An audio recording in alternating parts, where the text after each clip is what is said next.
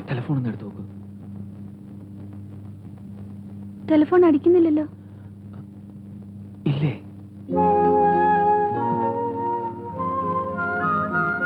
മടങ്ങി വന്ന ദിവസം മുതൽ ഞാൻ ശ്രദ്ധിക്കുക, പ്രകാശേട്ടന്റെ മനസ്സില് എന്തൊക്കെ കിടന്ന് കുഴങ്ങുന്നത് പോലെ. എന്തായാലും എന്നോട് പറയരുതോ? അങ്ങനെയൊന്നുമില്ല. ബാങ്കിൽ ഒരുപാട് പ്രശ്നങ്ങളുണ്ട്. പ്രകാശേട്ടന് ചെയർമാന്റെ അവാർഡൊക്കെ കിട്ടിയതല്ലേ? എല്ലാവർക്കും കണ്ണേടി കാണും. ദൃഷ്ടി കൊണ്ടാ ഇങ്ങനെയൊക്കെ ഉണ്ടാവുന്നത്.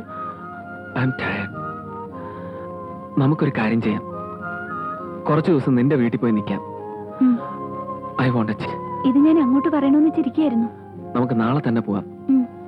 എനിക്ക് 7 ദിവസത്തെ ക്യാഷ്വൽ ലീവ് ബാക്കിയുണ്ട്. അമ്മ, നമ്മൾ എല്ലാവരും കൂടെ പോയ ലവ് ബേർഡ്സിനെ ആരെ നോക്കുക? നായ്ക്കുട്ടിക്ക് ആരെ തീറ്റ കൊടുക്കുക? അതൊക്കെ ഞാൻ നോക്കിക്കൊള്ളാം. ഒരു സന്തോഷ വാർത്ത പറയാൻ മറന്നു. രാധയുടെ ഭർത്താവ് കുടി നിർത്തിയത്രേ. Very good. ഒരാഴ്ച ജോലിക്ക് പോകുന്നുണ്ട്. ഡ്രൈവിംഗ് പഠിക്കാൻ തുടങ്ങിയിട്ടുണ്ട്. ഞങ്ങൾ മടങ്ങി വന്നിട്ട് നീ തങ്കപ്പനെ ഒരു ദിവസം ഇങ്ങോട്ട് കൂട്ടിക്കൊണ്ടുവരും.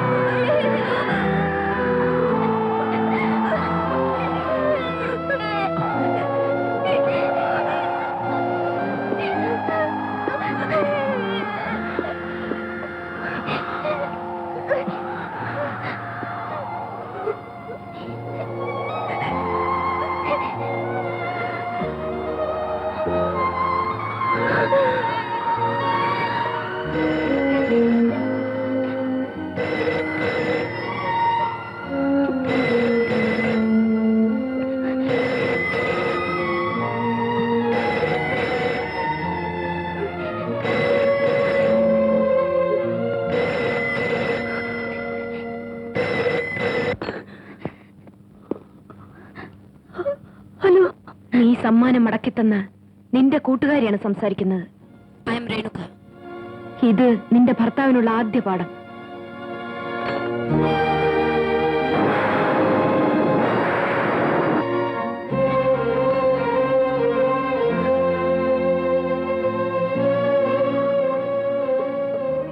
അവൾ എന്തിനാണ് ഇങ്ങനെയൊക്കെ ചെയ്തത്?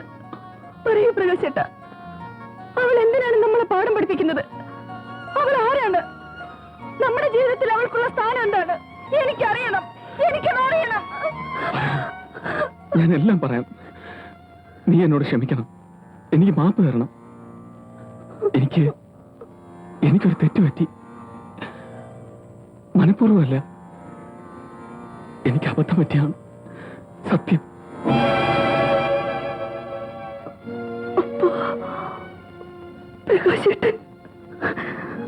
പ്രകാശേട്ടൻ അവളെ, ഈശ്വര, എന്റെ പ്രകാശേട്ടൻ എന്നോട്. അവൾ എന്നെ വശീകരിച്ച് വഞ്ചിക്കുകയായിരുന്നു. എനിക്ക് സംഭവിച്ച ഒരു ചെറിയ കൈത്തെറ്റ് പിന്നെ എനിക്ക് കുറ്റബോധമായി. ഞാൻ അകന്നു മാറി.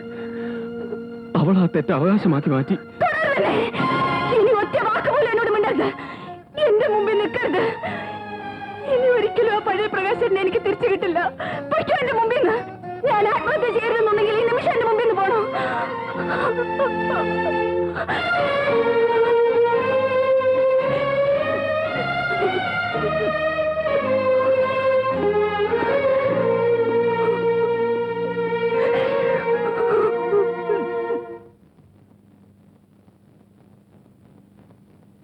പോലീസിൽ പറഞ്ഞ സംഗതി കൂടുതൽ വഷളാവുകയുള്ളൂ. ചിലപ്പോ വാദി പ്രതിയായെന്നും ഇരിക്കും. ധാരാളം പണവും ചെലവാവും. നമുക്ക് നഷ്ടപ്പെടാനുള്ളത് നഷ്ടപ്പെടുകയും ചെയ്യും. സുമതിയുടെ കാര്യം ഓർക്കുമ്പോൾ എനിക്കൊന്നും അറിഞ്ഞൂടാ. നീ സുമതിയെ പറഞ്ഞ് മനസ്സിലാക്കണം. നീ പറഞ്ഞാ സുമതി കേൾക്കും. എല്ലാ പെണ്ണുങ്ങളും എന്നെ പോലെയാണെന്നാണോ വിചാരം?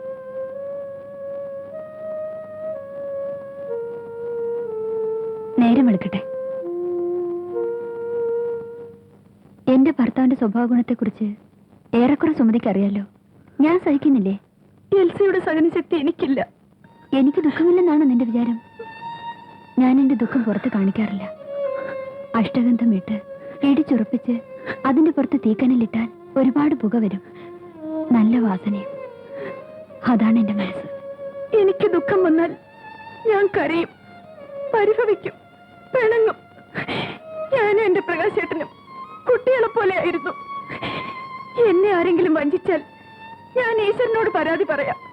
പക്ഷേ ഈശ്വരൻ തന്നെ എന്നെ വഞ്ചിച്ചാൽ ഞാൻ ആരോടാ പരാതി പറയാ? ഇല്ല എൽസി, പ്രകാശേട്ടൻ ചെയ്ത തെറ്റിന് മാപ്പ് കൊടുക്കാൻ പറ്റില്ല.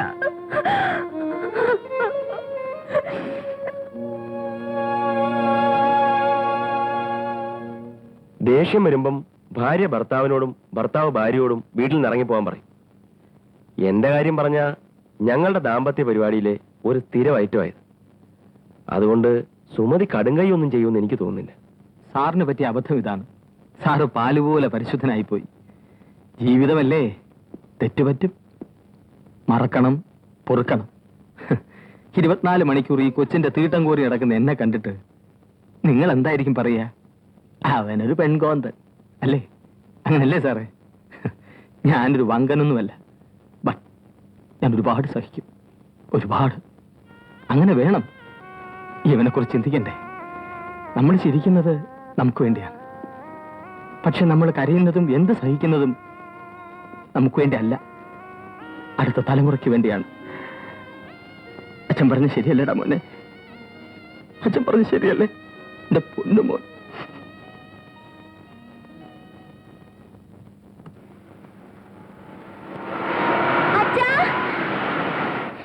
അച്ഛാ, അമ്മ പോയി. പെട്ടി കൊണ്ടാ പോയത്.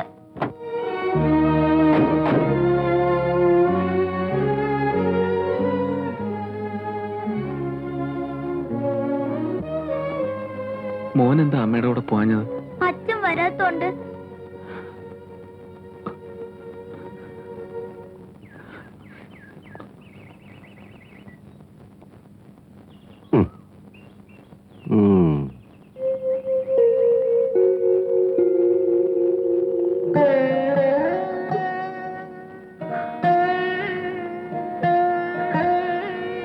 മോളെ തനിച്ച് ഉണ്ണിക്കുട്ടൻ എവിടെ?